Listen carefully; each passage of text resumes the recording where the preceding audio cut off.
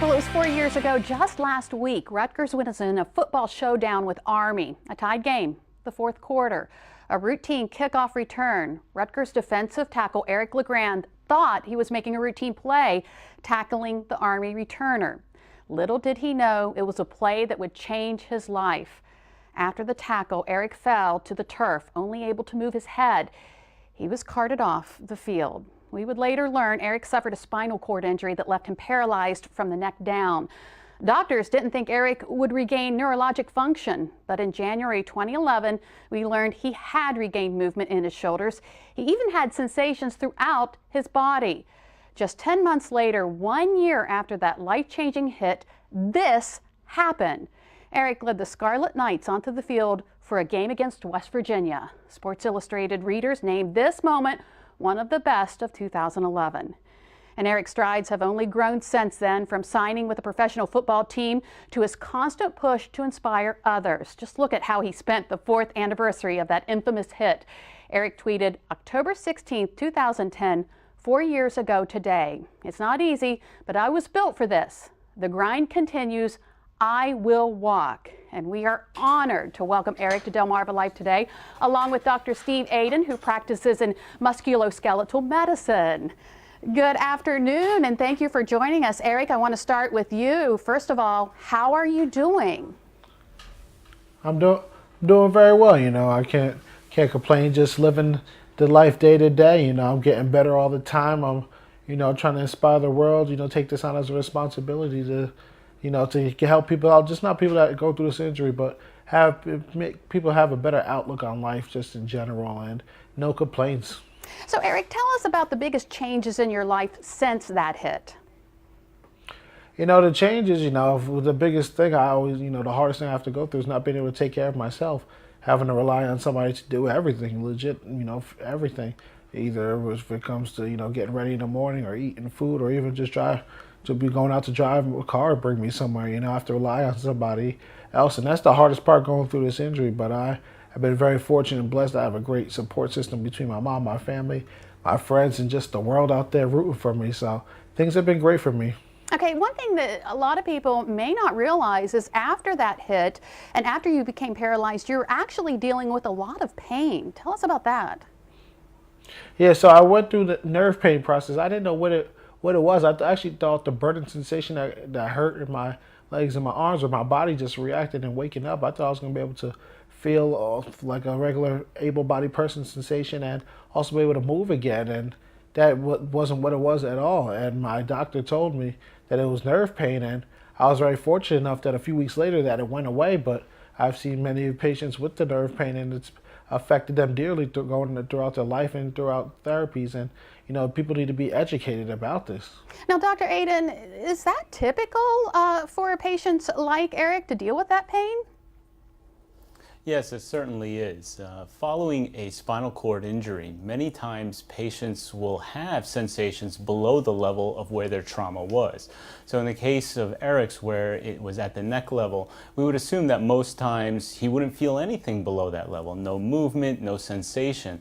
However, there is an event that occurs where the cord has become traumatized. So it's going to spark and kind of look for ways to send signals back and forth, because the framework is all there. It's just been interrupted.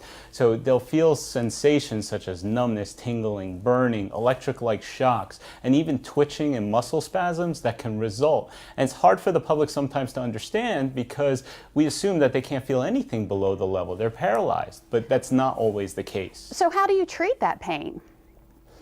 So many times we can use medications for what's called neuropathic pain.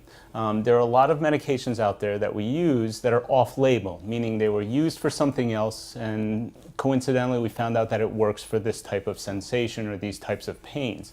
In 2012, the FDA approved a medication called Lyrica for spinal cord injury and patients who have neuropathic pain due to spinal cord injury.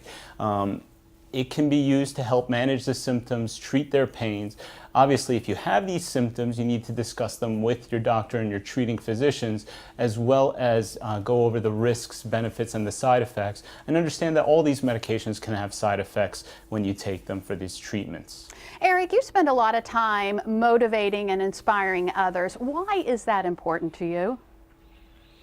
Because so many people have been behind my back, and the outlook on life that I have now has definitely changed from before, when I was on my feet walking. I'm more appreciative about things that happen in this world, and I try to just keep everyone updated, like that, especially with my situation. People, we go through our regular lives, everyone complains about stuff, but it's like, if you can see this guy doing it, how come you can't do it? And I say that with my therapy too. I see people who would love to be in my situation. I'm just like, if I'm doing it, I know this person would love to do it too. So that's why I try to keep that upbeat, positive attitude and try to inspire people. And you actually lived your dream. You always wanted to be signed on by an NFL team, and that happened. Tell us about that. Yes, I signed with the Tampa Bay Buccaneers as a free agent. I was on their roster as the 90th man, and I retired 3 months later as a 20-year-old man, I say. And it was just a crazy experience, and I can't thank COACHWanda enough about it. It made my dream come true, because that would have been my NFL draft class. And unfortunately, this situation that happened, but I still got to be a part of an NFL organization and retire, so you can always see my name on the roster and a part of the Tampa Bay Buccaneers. Well, Eric, thank you so much, Dr. Aiden. Eric, best of luck to you. What a great story. And if you would like to read more about Eric's story, go to WBOC.com and click on our picture at the top of the page. What a great story. Now, the next young man we'd like to introduce you to is no different. He has a disorder that affects his fine motor and speech skills and hearing.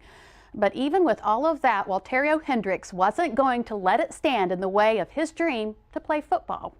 Oh, he's been talking about it all week. He is so excited about tonight. His mom said he woke up at 3 o'clock this morning saying, "Game today, game today." All season, Walterio Hendricks has held down the bench, but on this night, the 12-year-old is about to get his shot.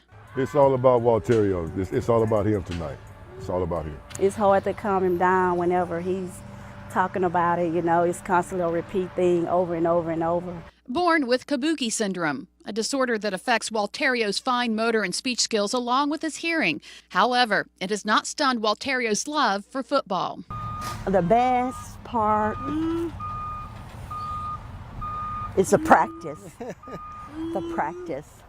Now that I'm experiencing it, it's been wonderful. I wouldn't trade him in for the world right now. Greg's young game plan on this night features a play to get the team's favorite player across the goal line. They love him. They love him. They love him. He loves them. Walterio is called into the huddle, and his number is called. You're getting the ball, okay? I'm nervous. Very nervous. Like, what is it going to be like? Like a seasoned vet, Hendricks takes the handoff and plunges in for the score.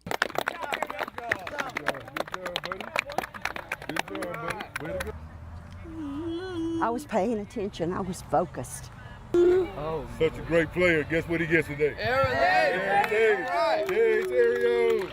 All right. Good job, buddy. Good job, show me shirt. So happy that he will be happy. I know that he will be very happy. He is going to have such pride. He's probably just going to burst. Go Walterio. Kabuki syndrome is considered a rare genetic disorder. The National Institutes of Health reports it affects about 1 in 32,000 newborns. Well, something affecting thousands of kids each year, lead poisoning. We'll hear the story of one young man who is still fighting its devastating effects and what signs to look for in your child. We'll also hear about an unusual side effect of lead poisoning, violence, how it could be affecting your children and the city they live in. Something that may certainly affect your children, not knowing how to swim. Up next, we'll hear how organizations here on Delmarva are helping to prepare your little ones. Delmarva Life, we'll be right back.